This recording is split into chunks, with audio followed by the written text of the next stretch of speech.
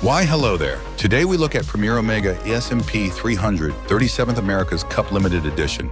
Welcome to Horology Headline News, your fastest source of information on new watches. Omega is notorious for their limited edition watches, but this one is actually a bloody good one. Let's get that out of the way before you all run away to the hills screaming. At HHN, we do like the funky two-tone minutes hand. It feels fresh. The date window at the 6 o'clock is gone, but who cares? The bezel was modified to show a regatta starting countdown markings. Probably useless in everyday life, but playful nonetheless. There's the 2024 America's Cup logo on the case back. Does it look obnoxious, like Paris 2024 edition we made fun of not so long ago? Link in the description. No. Does the watch as a whole look cool? Hell yes! There are two things that make or break a limited edition watch.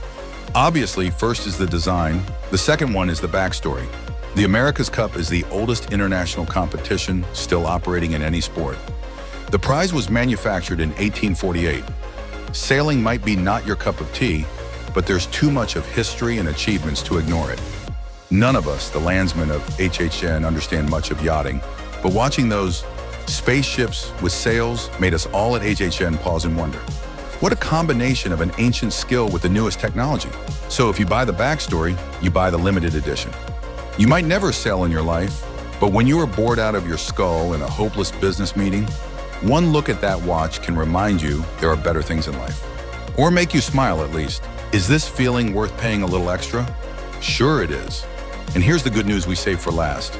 It's only 600 euros more than regular S&P. Let's anchor up here. Thank you for the smooth sailing with us, and let's catch a good wind together again soon.